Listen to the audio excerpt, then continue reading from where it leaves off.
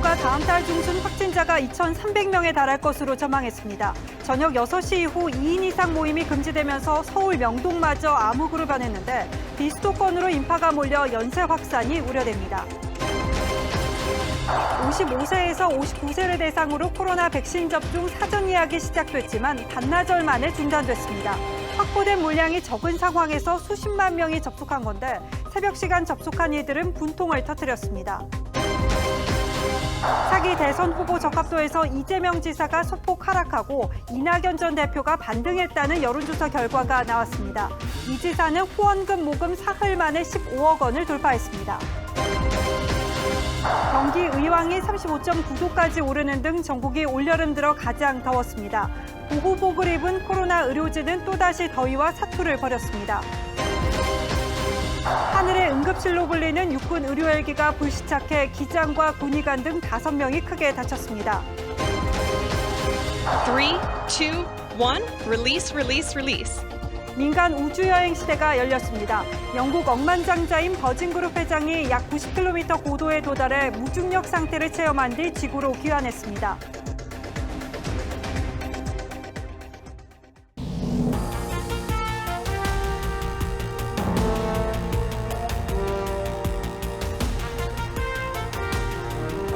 시청자 여러분 안녕하십니까? 뉴스9의 신동욱입니다. 머뭇머뭇하던 여름이 마침내 본색을 드러냈습니다. 오늘 많이 더우셨죠? 이 와중에 코로나 확산을 막기 위한 4단계 사회적 거리두기까지 시작돼 마음도 더 덥고 무거운 하루였습니다. 지금까지 시행한 방역 대책과는 비교할 수 없는 가장 강력한 거리두기가 시행된 첫날, 지금 이 시각 거리 모습부터 확인해 보겠습니다. 오늘은 저희 취재기자가 명동에 나가 있습니다. 송민선 기자, 6시 이후부터 2명까지만 만날 수 있으니까 지금까지 모임하는 사람들은 거의 없다고 봐야겠군요.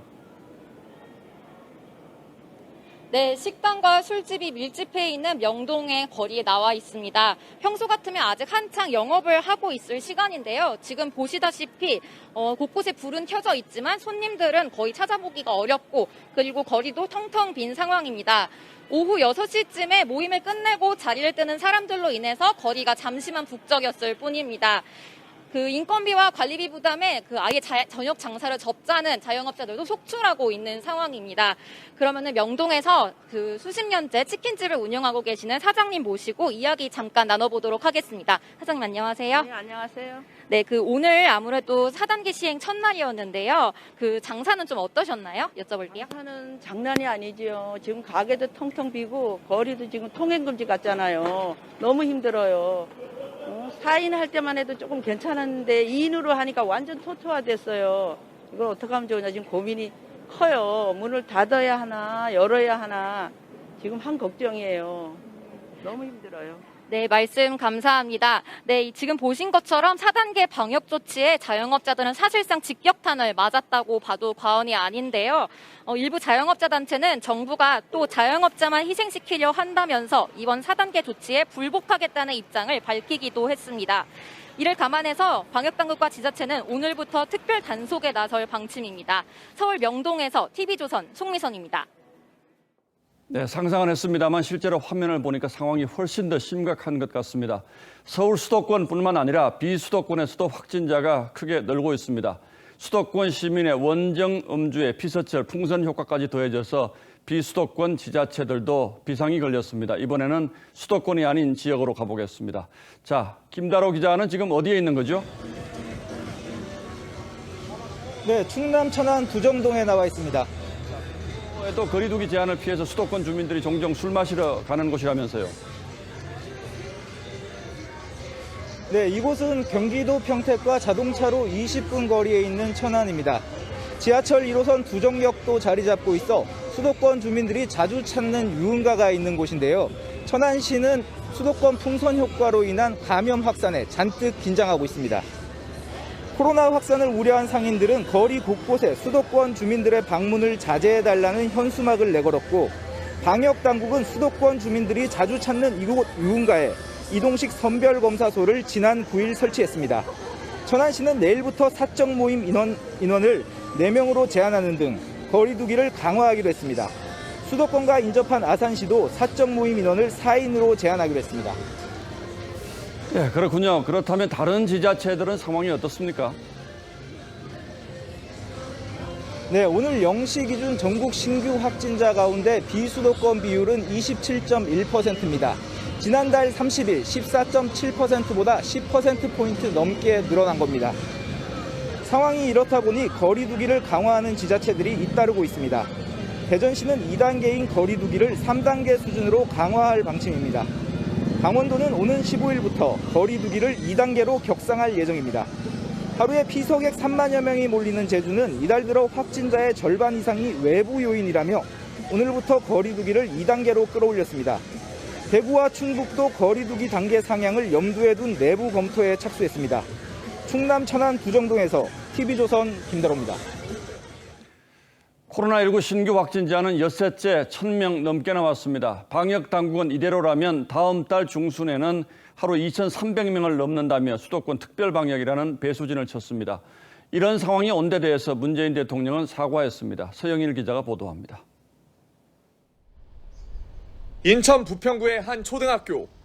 교사와 학생 10명이 감염되자 전교생과 가족 등 2천여 명이 검사를 받았습니다. 인천시청 신관에서도 공무원 3명이 확진돼 2,100여 명의 직원들이 검사를 받고 있습니다. 가장급 이상 분들하고 2차 접종했던 분, 완료하는 분만 출근을 해서요. 완전 폐쇄는 아니고요. 국내 코로나19 신규 확진자는 수도권에서만 800명 가까이 나오는 등 엿새째 1,000명대를 기록했습니다. 문재인 대통령은 특별방역 점검회의를 주재하고 오늘부터 수도권에 시행된 고강도 방역 조치에 대해 사과했습니다. 국민들께 조금 더 참고 견뎌내자고 당부드리게 되어 대단히 송구한 마음 금할 수 없습니다. 정부는 지금 상황이 지속되면 8월 중순에 하루 확진자가 2,300여 명에 도달하지만 4단계 거리 두기로 확산을 통제하면 8월 말에 600명대로 감소할 것으로 전망했습니다.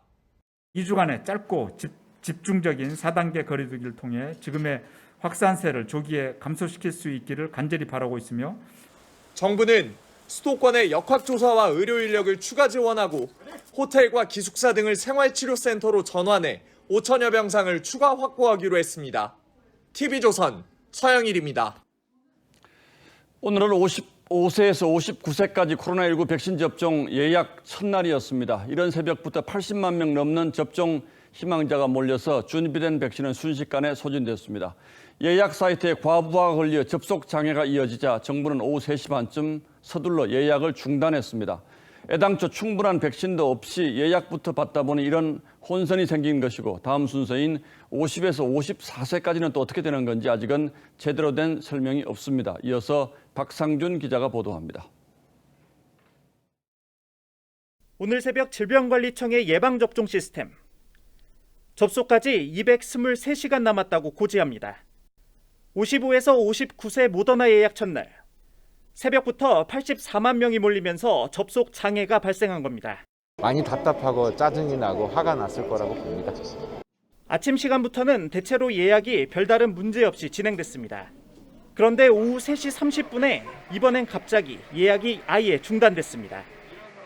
8월 초까지 일단 도입 시기가 확정된 185만 명분에 대한 예약이 끝나서라는 게 이유인데 선착순 예약이라는 사실은 사전에 알리지 않았습니다.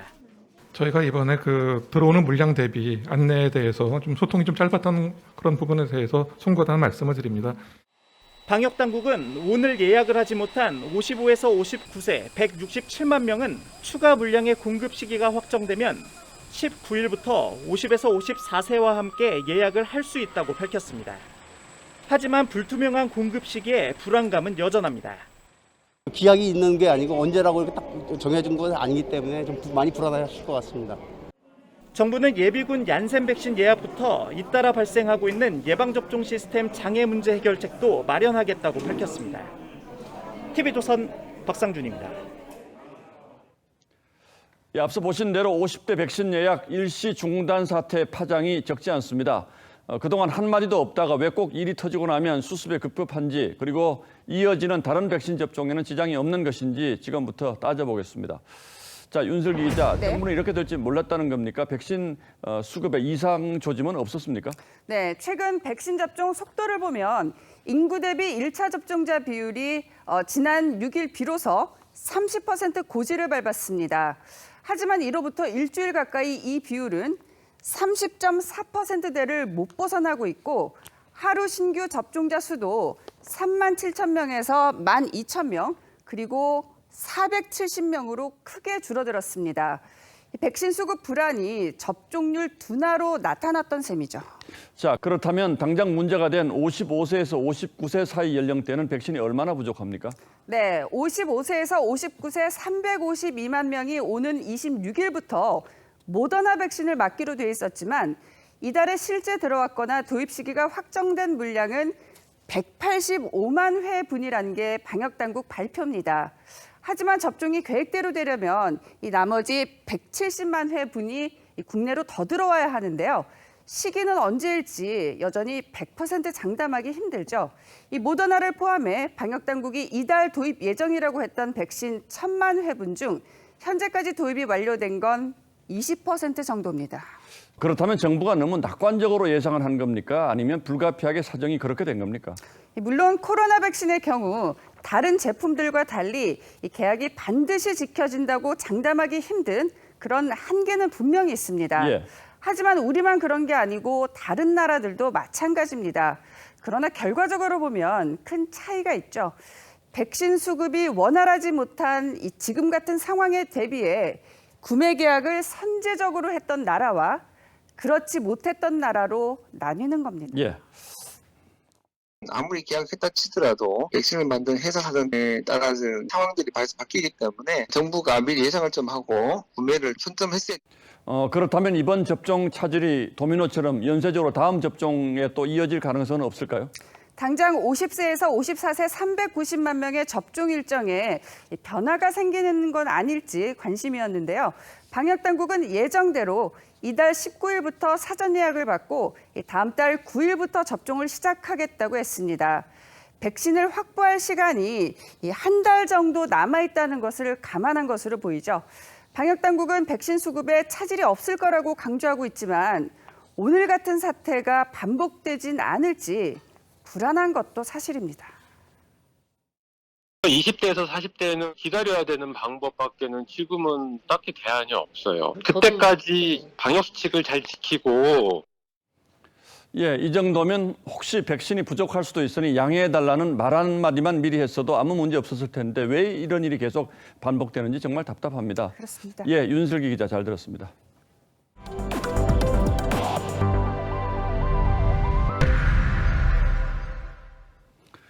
어제 예비경선을 통해서 대선 주자를 6명으로 압축한 민주당은 9월 5일 최종 후보를 선출합니다. 그러니까 지금부터 본격적인 본경선이 시작되는 거죠. 예비경선까지는 이재명 경기지사의 독주 분위기였습니다만 최근 들어서 이낙연 전 대표의 상승세가 만만치 않다고 합니다. 왜 이런 현상이 생기고 있는 건지 최지원 기자가 여권 내 분위기를 살펴봤습니다. 오늘 공개된 범여권 대선 주자 선호도 여론조사에서 이재명 경기지사는 29.7%, 이낙연 전 대표는 20.6%로 일주일 전에 비해 2배 가까이 격차가 줄었습니다. 지난 1월 전직 대통령 사면 발언으로 주춤했던 이 전 대표의 호남 지지율은 일주일 만에 12.5%포인트 급등했습니다. 이 전 대표 측은 최근 상승세를 TV토론 과정에서 바지 발언 등 실책이 많았던 이 지사와 달리 안정감과 품격을 보여줬기 때문이라고 자평했습니다. 위상에 걸맞는 품격과 신뢰를 지닌 그런 지도자가 필요합니다. 여러분들지만 제가 그런 요구에 가장 근접한 후보다 이렇게 믿습니다. 또 본선을 노린 이 지사의 중도 확장 전략이 민주당 지지층 이탈을 불러왔다고 분석했습니다. 이 전 대표 측이 문재인 정부 계승이냐, 이재명 정부 일기냐는 의구심이 퍼지고 있다며 적자론을 꺼낸 것도 이 때문입니다. 반면 이 지사 측은 결국 본선 경쟁력이 좌우할 것이라며 의미를 축소했고 적자 공격엔 청출어람하겠다며 맞받았습니다. 단절하고 새롭게 시작할 수는 없는 것이고 과는 고치고 필요한 건 더 하고 이렇게 해서 또 더 새로운 정부를 만드는 게 그게 당연한 거 아니겠습니까? 당내에선 이재명 1강 구도가 2강 체제로 재편되는 신호탄이라는 전망과 반사이익에 따른 일시적 반등이라는 전망이 엇갈리고 있습니다. TV조선 최주원입니다.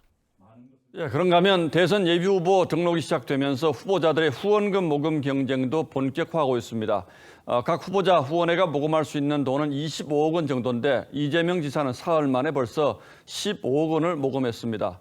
4.15 캠프를 운영해오던 윤석열 전 총장도 예비후보 등록을 하면서 공식적인 후원금 모금할 수 있게 됐습니다. 누구에게 얼마나 후원금이 몰렸는지 이태희 기자가 취재했습니다. 20대 대선 후원금 모금 한도는 선거 비용 제한액 513억 900만 원의 5%인 25억 6천만 원입니다. 여기에 정당 예비후보로 등록하면 25억 6천만 원을 추가해 총 51억 원가량 모금이 가능합니다. 대선 후원금은 사무소 임대료와 인건비, 문자 메시지 전송 등으로 지출되는데 15% 이상 득표하면 전액 보전됩니다. 여권 유력 주자인 이재명 지사는 후원금 모금 사흘 만에 15억 원을 모았는데 지난 대선 때 문재인 대통령보다 빠른 속도입니다. 과거 후원금 문제로 고생했다는 노무현 전 대통령 얘기를 거론하며 당원들의 소액 후원을 이끌어냈습니다. 공정한 세상을 함께 만들어 가실 후원인 여러분을 모시고 싶습니다. 이낙연 전 대표는 모금 12일째 오늘 18억 원을 넘어 총액의 전 이 지사를 앞서 있습니다. 여러분의 영혼이 담긴 그 후원 제가 어찌 모르겠습니까? 잘하겠습니다. 야권에선 윤석열 전 총장과 유승민 전 의원이 예비후보 등록을 하면서 후원금 모금이 가능해졌습니다. 그동안 4.15 캠프 운영비를 충당해왔던 윤 전 총장은 곧 후원회장을 초빙할 예정입니다. 곧 확정되는 대로 후원회장 포함해서 후원회 구성을 마치도록 하겠습니다. TV조선 이태희입니다.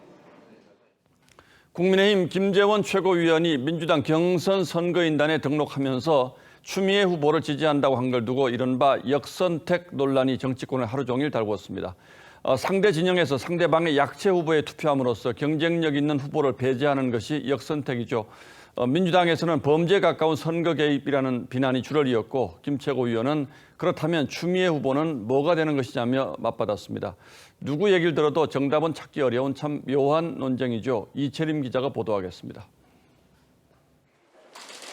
국민의힘 김재원 최고위원은 어제 민주당 대선 후보 측이 보낸 문자를 받고 민주당 국민선거인단에 신청했다면서 추미애 후보에게 마음이 간다는 글을 SNS에 올렸습니다. 그러자 민주당에선 김 최고위원에 대해 범죄적인 역선택 선동이란 비판이 쏟아졌고 상식 이하의 언행으로 악의적인 정치 선동입니다. 야, 정말 정치를 이렇게 하는가? 이렇게 정치를 불신의 구렁텅이로 몰아가는가? 법적 대응해야 한다는 반응까지 나왔습니다. 하지만 국민의힘 이준석 대표는 오늘 최고위에서 김 최고위원을 향해 엄지손가락까지 들어보이며 감쌌습니다. 민주당 경선 룰의 취약점을 알려준 김재원 최고위원은 누가 봐도 화이트 해커입니다. 당사자인 김 최고위원도 추 후보에 대한 지지가 왜 역선택이냐고 반문했습니다. 무식하니까 별 소리를 다 하십니다. 약체 후보를 찍으라고 선동하는 것이라서 역선택이다 이렇게 이야기하면 그럼 추미애 후보는 뭐가 됩니까? 다만 국민의힘 내에선 지도부가 다른 당의 경선 선거인단에 가입해 논란을 자초하는 게 바람직하지 않다는 지적도 나옵니다. TV조선 이채리입니다. 부친의 장례 절차를 마친 최재형 전 감사원장이 오늘 차기 대선에 도전하겠다는 뜻을 사실상 공식화했습니다. 최 전 원장은 정치라는 건 뜻을 같이 하는 분들이 힘을 모으는 것이라며 국민의힘 조기 입당 가능성도 시사했습니다. 자, 그런데 이 와중에 이상한 일이 일어났습니다. 윤석열 전 총장 지지율이 줄곧 높게 나오던 한 정기 여론조사가 갑자기 중단돼서 그 배경을 두고 논란이 일고 있습니다. 보도에 홍현주 기자입니다. 최재형 전 감사원장이 일주기를 맞은 고 백선엽 장군 묘역에 참배하고 천안함 46용사, 서해수호 용사의 묘비를 무릎 꿇고 어루만지며 기도합니다. 6.25 전쟁 영웅인 아버지의 사무제를 마친 최 전 원장은 윤석열 전 총장의 대안이 아닌 저 자체로 평가받고 싶다며 대선 도전을 사실상 공식화했습니다. 국민의힘 조기 입당 가능성도 열어뒀습니다. 힘을 모아서 공동의 목표를 이루어 나가는 과정이라고 알고 있습니다. 그런 원칙 하에서 공보총괄을 맡은 삼선 출신 김영우 전 의원은 TV조선과의 통화에서 최 전 원장이 재정 건전성과 연기금 부채 등 국가 미래에 대해 고민이 많다고 전했습니다. 윤석열 전 총장은 오늘 대선 예비 후보로 등록하고 급격한 최저임금 인상과 코로나19 방역으로 어려움을 겪는 자영업자를 만나 민심 행보를 이어갔습니다. 오른다고 말하면 일을 안 하려고 해요, 지금. 인건비가 올라가지고. 예. 하긴 노량진에도 가보니까 그 생선 구이 하시는 분이 인건비 때문에 이제 겨우 먹고 산다고. 지난주 장모 구속 이후에도 윤 전 총장이 이재명 지사를 앞서왔던 한 정례 여론조사가 이번 주부터 돌연 중단돼 논란이 일었습니다. 한편 MBC 취재진이 윤 전 총장 부인 관련 취재를 하며 경찰을 사칭했다가 고발당한 것과 관련해 한겨레 기자 출신인 김의겸 열린민주당 의원은 과거에는 사칭이 흔한 일이었다고 밝혔습니다. 아마 제 나이 또래에서는 한두 번 안 해본 사람이 없을 겁니다. TV조선 홍현주입니다. 잠깐만 움직여도 땀이 흐르는 하루였습니다. 경기의 의왕이 35.9도까지 치솟는 등 전국 대부분 지역이 올 들어 가장 더웠습니다. 부산 등 해안가 지역은 어젯밤에 이어서 오늘도 열대야가 예상됩니다. 현장 취재기자 연결합니다. 자, 하동원 기자. 네, 부산 해운대 해수욕장에 나와 있습니다. 네, 해가 진 지 오래인데 기온이 좀 내려갔습니까? 네, 오늘날 30도까지 올랐던 부산은 밤 9시 기준 26.2도를 기록하고 있습니다. 밤에도 더위가 식지 않자 이곳 해수욕장은 더위를 식히려는 시민들의 발길이 이어지고 있습니다. 부산은 어젯밤 올해 첫 열대야가 발생했습니다. 지난해보다 21일이나 빨랐습니다. 습도마저 높아 어젯밤 부산의 체감 온도는 30도를 웃돌 정도였습니다. 기상청은 오늘 밤에도 높은 기온에 습도가 85%까지 오르며 이틀째 열대야가 이어질 것으로 내다봤습니다. 네, 그럼 이번 폭염과 열대야가 언제까지 이어질까요? 네, 강릉과 목포 등도 밤사이 최저기온이 25도를 넘어서면서 올해 첫 열대야가 발생했습니다.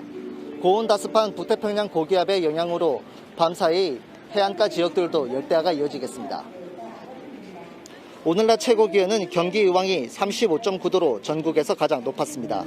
이 밖에 대구 34.1도, 서울 32.5도 등 대부분의 지역이 30도를 크게 웃돌았습니다. 기상청은 이번 주 후반까지 내륙과 해안가 지역에 열대야가 이어지고 낮 기온도 32도를 웃도는 찜통더위가 예상된다고 밝혔습니다. 부산 해운대 해수욕장에서 TV조선 하동원입니다. 본격적인 무더위에 선별진료소 의료진은 또 한 차례 더위와의 사투를 벌이고 있습니다. 시민 역시 전파력이 높은 델타 변이 확산에 지난해와 달리 비말 마스크에 손이 가지 않는데 그렇다고 땀이 찬 마스크를 계속 쓰고 있는 것도 안 될 일입니다. 대처법을 한지은 기자가 전하겠습니다. 쇠약볕 대신 흰 천막끈을 아래 앉았지만 코로나 검사 대기자들도 무더위에 부채질을 멈추지 못합니다. 밀려드는 대기 행렬에 방호복 차림의 의료진들은 땀을 닦을 새도 없이 검사를 이어갑니다. 머리 위부터 발끝까지 사실상 땀이 꽉 차 있어요. 저 안에 의료진이라든지 이제 그 문진하시는 분들은 약간 더 두꺼운 그 가운을 입고 있어가지고 전파력이 높은 델타 변이 확산에 무더위에도 얇은 비말 차단용 마스크 대신 KF 인증 마스크를 쓰다 보니 시민들의 방역 피로감도 커졌습니다. 또 작년 같은 때는 비말을 했잖아요. 비말. 그런데 지금은 이제 또 겁나니까 4차를 하니까 94 마스크 쓰고 나왔죠. 낮 최고 기온이 33도에 달했던 서울 시내 곳곳에선 마스크를 슬쩍 내리거나 아예 벗어버리는 모습도 포착됐습니다. 마스크가 상당히 더위에 이제 착용하기가 불편하죠. 그러다 보면 제대로 착용이 안 되고 감염의 위험에 노출되게 됩니다. 전문가들은 폭염을 감안해 외출 시 여벌 마스크를 미리 준비해 땀에 젖을 경우 바꿔 착용하는 게 안전하다고 조언했습니다. TV조선 한지은입니다. 코로나 확산에 폭염에 수돗물 대란까지 이 삼중고를 겪고 있는 춘천 상황 전하겠습니다. 춘천시는 오늘부터 수돗물 공급을 정상화한다고 했지만 일부에서는 여전히 흙탕물에 파란물이 쏟아졌습니다. 학교는 급식을, 식당은 영업을 포기했습니다. 이승훈 기자가 취재했습니다. 춘천의 한 주택 화장실입니다. 세면대에 수돗물을 받으니 하얀 부유물이 둥둥 떠오릅니다. 뭐 쌀뜨물처럼 뿌옇게 나오더라고. 이상하다. 그 손을 씻으려는데 좀 깨름직하더라고. 춘천시는 오늘 6시부터 수돗물 공급이 정상화된다고 밝혔습니다. 하지만 일부 가정에서는 수도를 틀자 여전히 흙탕물이 쏟아졌습니다. SNS에서는 검은색과 파란색 등 시민들이 찍은 수돗물 사진이 올라오고 있습니다. 당연히 불편하죠. 실제로 씻을 때도 다 생수로 하고 있고 하니까. 영업을 못했으니까 소래를 갖다가 소래에 장사를 못했습니다. 여전히 수돗물 공급이 재개되지 않은 곳도 있습니다. 집안 수도꼭지를 틀어보면 이렇게 물 한 방울도 나오지 않습니다. 이곳 서면 등 춘천 지역 12개 마을은 오늘로 나흘째 수돗물이 끊겼습니다. 학교 3곳이 급식을 중단했고 한 곳은 아예 휴업에 들어갔습니다. 춘천 외곽 지역은 더 늦게 복구가 되어서 내일 점심에 아이들 등교하면 대체식을 해야 될 것 같고. 춘천시는 단수의 원인이 된 소양취수장 밸브 파손 원인을 아직 규명하지 못하고 있습니다. TV조선 이승훈입니다. 코로나 4차 대유행이 가져온 거리두기 4단계는 이 골목 상권을 지키던 자영업자를 또 한 번 끝이 보이지 않는 터널로 밀어넣고 있습니다. 이미 올 상반기 자영업자 대다수가 매출 감소로 직원을 줄인 것으로 조사됐는데 여기서 밀리면 이제 폐업을 선택할 수밖에 없습니다. 박상현 기자입니다. 점심시간임에도 식당은 한산합니다. 임대를 알리는 현수막은 곳곳에 붙어 있습니다. 내일 가면 다 반찬 한 거 다 버려야 되고, 그러니까 그 손해가 엄청 많은 거예요, 지금 현재. 그러니까 울고 싶을 심정이에요, 진짜. 코로나 상황이 길어지면서 자영업자들은 이제 버틸 여력도 없습니다. 희망이 계속 생겼다가 안 좋아지고 불안한 마음도 계속 있고, 번창하기 위해서 직원도 더 뽑고 싶은데 그런 것도 약간 망설여지고. 오늘부터 시작된 거리두기 4단계는 야속하기만 합니다. 체념을 하기에도 너무나 억울하고요. 그 지구력이 이미 떨어진 상태로 다시금 이런 제지가 들어왔을 때 막막한 게 솔직한 심정이고요. 실제 올해 상반기 골목 상권의 매출은 1년 전보다 21.8% 줄었고 73.5%는 순이익이 감소한 것으로 조사됐습니다. 더 큰 문제는 매출이 줄면서 일자리도 1년 전보다 감소했다는 겁니다. 계속해서 맥을 못 추게 되면 양극화는 말할 것도 없고 정부가 사회복지 차원에서 돌봐야 될 사람의 숫자가 정말 장난 아니게 많아지고. 골목 사건을 살릴 대책 마련이 시급하다는 지적입니다. TV조선 박상현입니다. 맞벌이 가정도 비상입니다. 수도권 어린이집은 이미 문을 닫았고 모레부터는 초중고 모두 원격 수업으로 전환이 되다 보니까 아이 돌봐줄 사람이 없는 건데요. 이 방역 완화 기대감에 결혼 일정을 잡았던 예비 부부도 난감하긴 마찬가지입니다. 신경희 기자입니다. 어린이집은 굳게 닫혔고 놀이터는 텅 비어 있습니다. 종로구의 한 어린이집입니다. 입구에는 이처럼 긴급 휴원을 알리는 안내문이 붙어 있습니다. 수도권 어린이집 5천여 곳이 2주간 문을 닫으면서 갑작스런 돌봄 공백에 학부모 근심도 커졌습니다. 아무래도 일상생활이 혼외가죠. 제가 병원을 예약을 해놨는데 거기도 못 가게 생겨가지고 지금. 너무 이제 반복되다 보니까 거의 약간 소외 상태예요.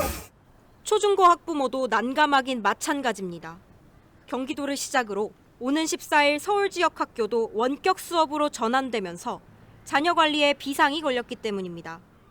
사교육을 하자니 직접함이다 보니까 그걸 또 이렇게 애를 키워할 수 있는 부분이 없다 보니까 좀 많이 걱정해요.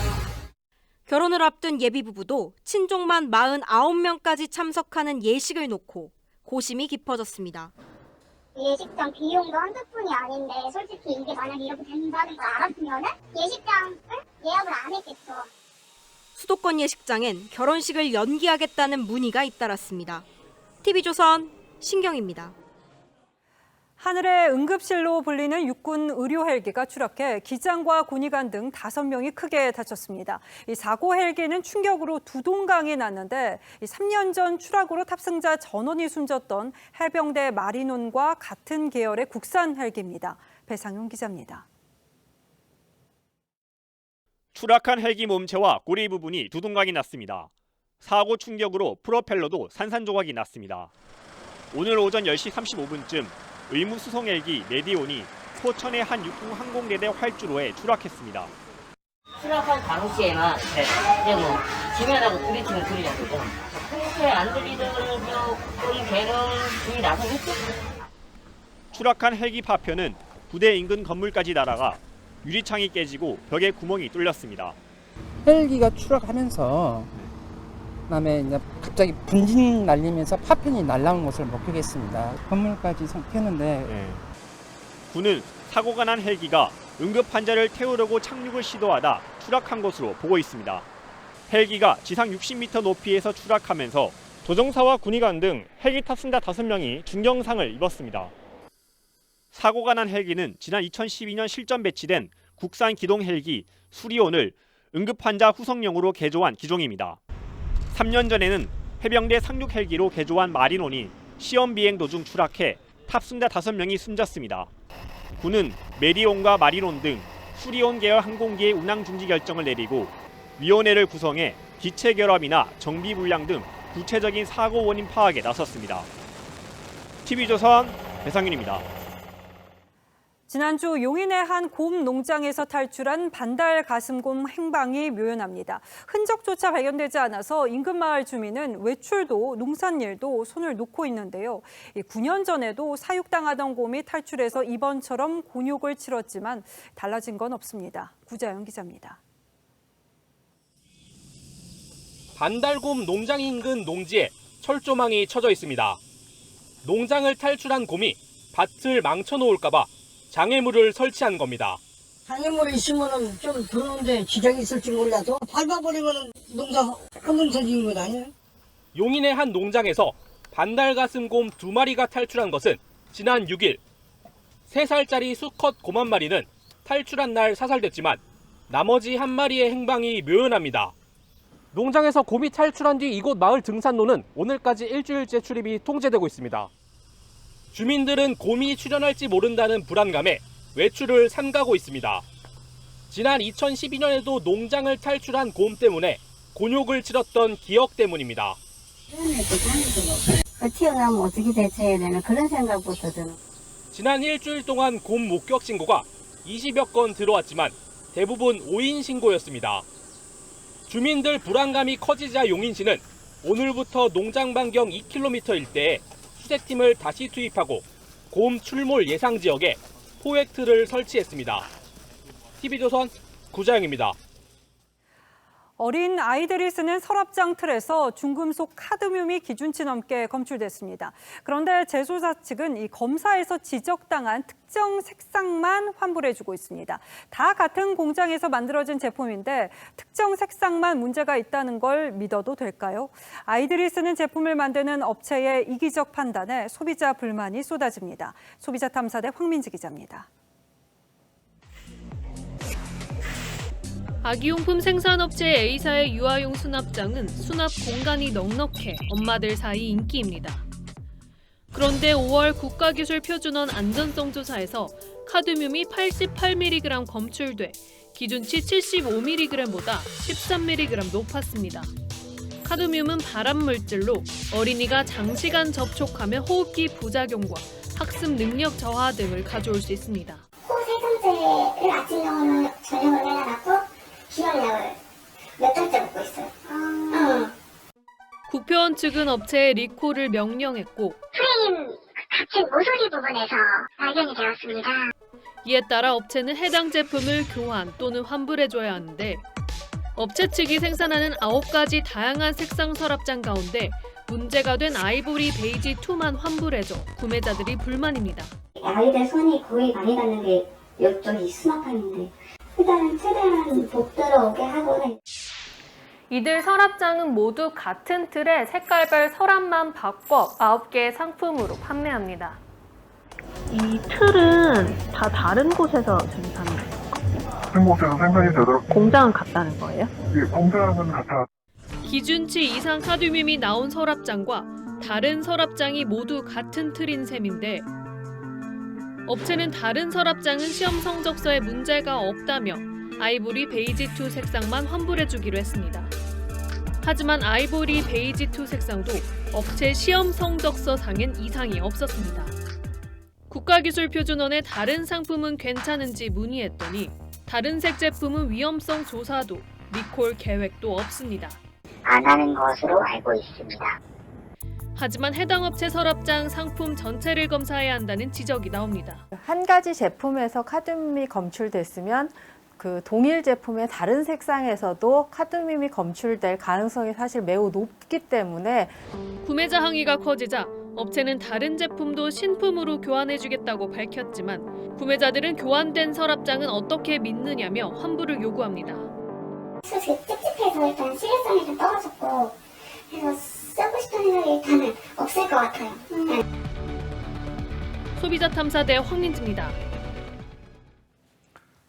민주당 송영길 대표와 국민의힘 이준석 대표가 이번 재난지원금을 전 국민에게 주기로 합의했습니다. 이렇게 되면 재난지원금 지급을 위해서 편성할 33조 원 규모의 2차 추경 예산안을 다시 짜야 할 수도 있는데 문제가 여러 가지 있습니다. 지급 대상도 넓히고 코로나 피해 업종에 대한 보상도 두텁게 하기 위해서는 결국 돈이 더 필요하기 때문입니다. 최원희 기자가 취재했습니다. 정부가 국회에 제출한 33조 원 규모 2차 추경안은 소득 하위 80% 재난지원금과 카드 캐시백 등 소비 진작용 예산이 대거 포함됐습니다. 야당에선 코로나가 재확산하는 만큼 피해 지원 성격으로 추경안을 다시 짜야 한다고 주장하고 있습니다. F학점 수준의 추경입니다. 4차 대유행으로 소상공인 자영업자 피해가 눈덩이처럼 불어날 것이 불보듯 뻔합니다. 불필요한 예산 3조 원 이상을 깎아 그 돈으로 피해 계층을 더 지원하자는 겁니다. 재난지원금 지급 대상을 전 국민으로 확대하려던 여당 내에서도 추경안 재편 목소리가 나오고 있습니다. 코로나 상황이 엄중해진 것인 만큼 2차 추경의 기조도 상황에 맞도록 피해 지원의 방향으로 재편돼야 합니다. 대선 주자인 이낙연 후보도 추경안이 현실과 반대로 가고 있다고 했고 정세균 후보는 지금은 피해 보상에 주력해야 할 때라고 재편론에 가세했습니다. 이런 가운데 송영길 민주당 대표는 이준석 국민의힘 대표와 만찬 회동을 갖고 전 국민 재난지원금 지급에 합의했습니다. 다만 국민의힘은 소상공인은 두텁게 지원해야 한다며 지급 시기도 방역의 기준을 두고 조정해야 한다고 설명했습니다. 이탈리아 출장 중인 홍남기 경제부총리는 증액은 쉽지 않다면서도 협의 여지를 남겨뒀습니다. TV조선 최원입니다.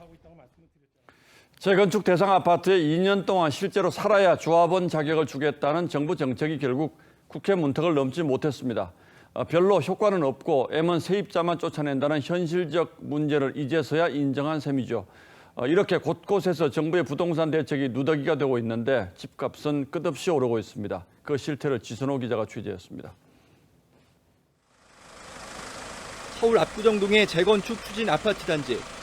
지난 9일 전용 210제곱미터형이 66억 원에 거래됐습니다.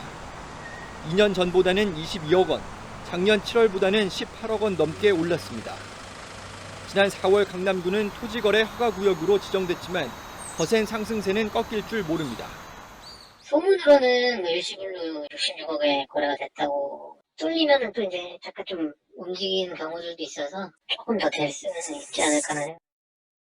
2월 공급 대책으로 잠시 주춤했던 서울 집값은 지난주 0.15% 상승해 1년 반 만에 최고치를 기록했습니다. 집값은 서울 강남북은 물론 서울 안팎을 막론하고 전방위로 치솟고 있습니다. 인천과 경기의 올해 상승률 역시 벌써 10%를 넘겼습니다. GTX, ABC 등 교통망 유망 지역에 수요가 집중되고 있는 데다가 특히 젊은 무주택자들이 중저가 주택을 찾아서 이동하고 있는.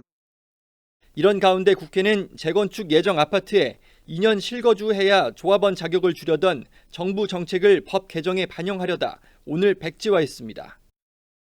효과는 적고 M1 세입자들만 궁지로 몬다는 지적을 받아들인 겁니다. 집주인 입장에서는 세를 놓기보다는 직접 들어가서 살려는 경향이 강해졌고요. 전세 공급이 줄어드는 수급 불균형이 심화됐습니다. 정부의 잇따른 정책과 규제가 무색하게 집값 급등세는 둑이 무너진 듯 곳곳으로 번지고 있습니다. TV조선 지선호입니다. 이 달나라로 여행 가는 꿈, 어릴 적 한 번쯤은 꿈꾸지 않았을까 싶은데요. 영국의 억만장자 버진그룹 회장이 처음으로 약 90km 고도에 도달해서 무중력 상태를 체험한 뒤에 지구로 귀환했습니다. 민간 우주 관광 시대를 열었다는 평가도 받습니다만 진짜 우주를 경험한 건 아니라는 말도 나오는데요. 무슨 얘기인지 포커스에서 확인하시죠.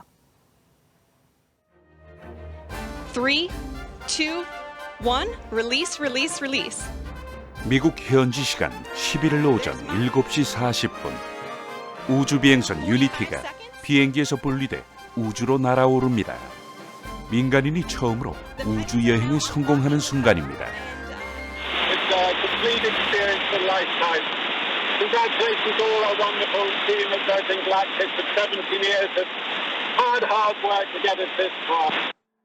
유니티는 리처드 브랜슨 버진그룹 회장이 세운 우주관광기업 버진 갤럭틱 임원 등을 태우고 고도 88.5km까지 도달해 4분 정도 미세중력 상태를 체험한 뒤 지구로 돌아왔습니다. I was once a child with a dream, looking up to the stars. Now I'm an adult in a spaceship. 브랜슨은 제프 베이조스 아마존 창업자와 일론 머스크 테슬라 최고 경영자를 제치고 먼저 우주를 구경했는데 진짜 우주를 놓고 논란입니다. 미국 항공우주국은 고도 80km 이상 가면 우주비행사로 인정하지만 국제항공연맹은 무중력이 시작되는 고도 100km인 카르만 라인을 넘어야 우주로 정의하기 때문이지요. 베이조스는 오는 20일 아폴로 11호의 달 착륙 52주년 기념일에 맞춰 80대 조종사 출신 할머니 등과 함께 고도 100km 우주 경계선을 찍고 내려올 예정입니다.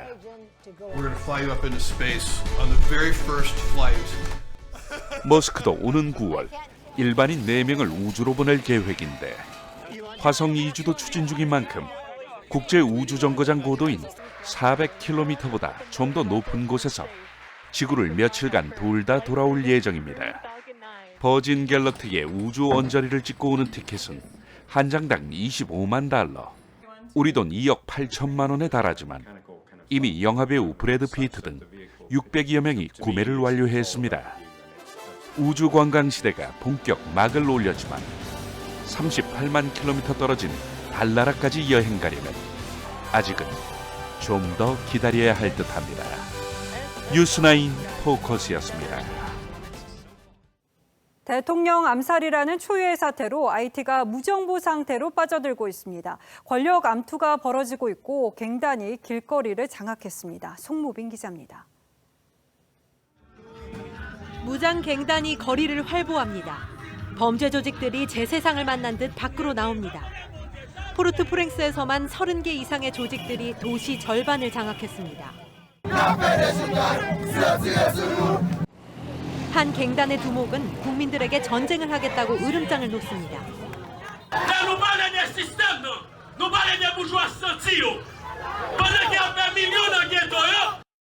말 그대로 무법 천지입니다. 두려운 시민들은 이웃나라 대사관문을 두드립니다. 정치권은 권력 다툼만 벌입니다. 현 임시 총리와 대통령이 피살 나흘 전 지명했던 총리 후보자 그리고 상원의장이 서로 내가 승계자라고 주장합니다. 의회는 존재감이 없습니다. 선거를 제때 치르지 못하는 바람에 하원의원 119석이 모두 비었고 상원의원 30명 가운데 20명도 공석입니다. 파병과 지원 요청을 거절했던 미국은 입장을 바꿨습니다. In response to the Haitian government's request for security and investigative assistance, we will be sending senior FBI and DHS officials to 이런 가운데 IT 경찰은 플로리다에 사는 IT 국적의 의사 1명을 암살 기획 혐의로 체포했습니다. TV조선 송무빈입니다. 미국의 한 축제장에 설치된 놀이기구가 갑자기 흔들렸습니다. 아이가 10명이나 타고 있어서 초대형 사고로 이어질 수도 있는 상황이었는데 시민 수십 명이 불이 나게 달려들어서 아이들을 구했습니다. 성민혁 기자입니다. 놀이기구 마법의 양탄자입니다. 원을 그리며 힘차게 공중을 돕니다. 그런데 갑자기 지지대 부분이 들썩거립니다. You've got to be kidding me. 휘청휘청 앞뒤로 흔들려도 멈추지 않고 계속 돌아갑니다. 뒤로 넘어갈 것만 같습니다. I've never seen anything like shake like that. 이때 한 남성이 뛰어와 울타리를 붙잡고 온몸으로 매달립니다. 그러자 다른 시민들도 너나 할 것 없이 울타리로 달려듭니다. And a bunch of people like grabbed onto the rail, and then they were trying to like hold it down, and there was probably like 25 people that were trying to like hold the rail down. 기구가 멈추고 탔던 아이들 10여 명이 땅에 발을 내딛고서야 모두가 안도의 한숨을 내쉽니다. Obviously there was a malfunction. We don't know as of yet what it was. 이 놀이기구는 곧바로 해체됐습니다. TV조선 성민혁입니다. 처음으로 1군 선수 확진자가 나온 프로야구가 결국 리그를 중단하기로 결정했습니다. 프로축구도 집단 감염이 발생하는 등 비상입니다. 장동욱 기자입니다. NC 다이노스로부터 시작된 프로야구 1군 감염 사태가 결국 리그의 발목을 잡았습니다. 지난 8일 서울의 원정 숙소에서 확진자와 접촉한 NC 선수 3명이 코로나 확진 판정을 받았고 NC와 경기했던 두산 선수 2명까지 확대됐습니다. 기아의 포수 둘은 밀접 접촉자로 경기에 나설 수 없는 상황이 됐습니다. 발등에 불이 떨어진 KBO는 어제 단장 긴급회의에 이어 오늘 3시간여의 사장단 회의 끝에 리그 중단이라는 초강수를 뒀습니다. 일단 오늘 19일 시작될 예정이던 올림픽 휴식기를 한 주 앞당겨 오늘부터 리그 일정을 멈추겠다는 겁니다. 이대로면 팀당 최대 6경기가 취소됩니다. KBO의 코로나19 통합 매뉴얼에 따르면 확진자와 자가격리자를 뺀 대체 선수로 경기를 치르게 돼 있지만 KBO 이사회는 확진자의 증폭 상황과 사회적 분위기 등을 고려해 결국 리그를 멈추기로 했습니다. 프로축구 역시 코로나의 직격탄을 맞았습니다. 리그 휴식기에 전지훈련을 다녀온 성남FC에서 선수 2명을 포함해 8명이 집단 감염된 겁니다. 전지훈련 특성상 밀접 접촉자도 늘어날 가능성이 높은 상황에서 프로축구연맹은 리그 일정 변경을 검토 중입니다. 목동야구장에서 열리고 있는 청룡기 고교야구 역시 수도권 4단계 조치에 따라 오늘부터 25일까지 대회를 중단하기로 결정하는 등 한국 스포츠계가 코로나에 휘청이고 있습니다. TV조선 장동우입니다.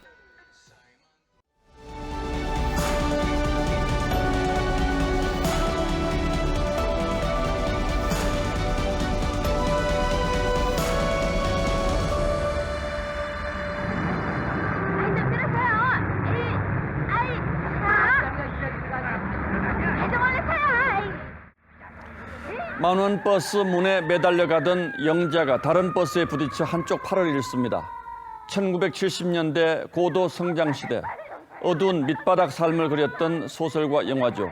영자의 전성시대엔 그 시절 시내버스 풍경이 실감나게 묘사되어 있습니다.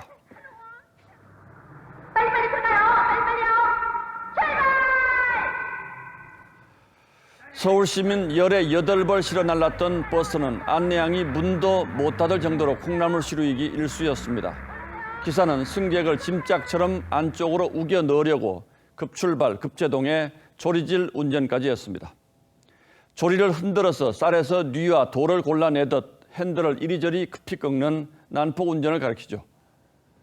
서산대사는 제자들에게 검은고 줄 고르기처럼 수행하라고 가르쳤습니다. 줄을 너무 급하게 조이면 끊어지고 너무 느슨하게 풀어버리면 소리가 나지 않는다고 했죠. 그런데 어디 수행과 연주만 그렇겠습니까? 수도권에 사는 대한민국 인구의 절반이 오늘부터 21세기판 야간 통금에 갇혔습니다. 거리두기 2단계를 뛰어 마지막 단계까지 미끄러진 급제동 때문입니다. 정부는 이미 5월 말부터 고지가 적이 보인다며 희망의 가속 페달을 밟아왔습니다. 그러다가 도로 이탈 불과 하루 전에 황급히 브레이크를 밟았습니다. 타고 가던 국민은 한순간에 와르르 무너지고 뒹굴고 깨진 짐짝 신세가 됐습니다. 그래놓고는 또 남 탓, 국민 탓입니다. 예방접종을 맞으면서 정부를 포함한 우리 사회 모두가 방역 긴장감이 저하되고, 하지만 애초에 누가 경각심의 끈을 풀었습니까? 7월에 백신 보릿고개가 닥치는 것을 빤히 보면서도 갖가지 지침 완화와 소비 진작책을 쏟아낸 건 또 누구였습니까? 그래놓고 방역 전선을 흐트러뜨리는 주범으로 20, 30대를 겨냥했습니다. 백신도 안 주면서 우리한테 책임을 돌리느냐는 볼멘 소리가 나올 수밖에 없죠.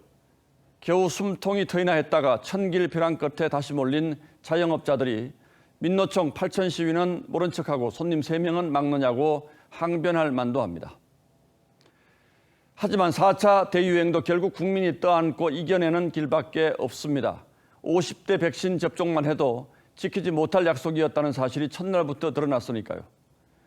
정부를 믿을 수 없다면 국민이 나설 수밖에 없을 겁니다. 하지만 한 가지는 분명하게 따지고 넘어갑시다. 누가 어떻게 방역 운전대를 잡았길래 급가속, 급제동에 조리질 운전까지 해대는지, 그리고 책임지는 사람이 있기나 한 건지 말이죠. 7월 12일 앵커의 시선은 방역 난폭 운전이었습니다.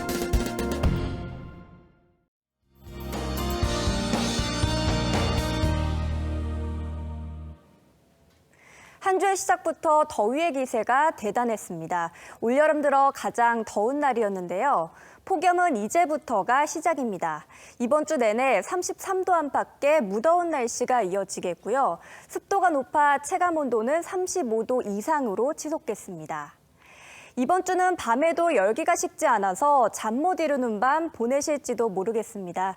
최저기온이 25도 안팎으로 열대야가 나타나겠습니다. 밤낮으로 건강 잘 챙기셔야겠습니다. 이렇게 폭염이 계속되는 이유는 고온다습한 남서풍이 유입되는 가운데 햇볕이 내리쬐면서 공기가 더욱 데워져서 그렇습니다. 따라서 내일 한낮 기온은 서울이 33도, 청주와 대전 34도, 대구는 35도까지 오르겠습니다. 그리고 내일 낮 동안에는 충북과 경북 지역에 소나기도 내리겠습니다. 날씨였습니다. 7월 12일 월요일 뉴스9은 여기서 모두 마치겠습니다. 시청해주신 여러분 고맙습니다.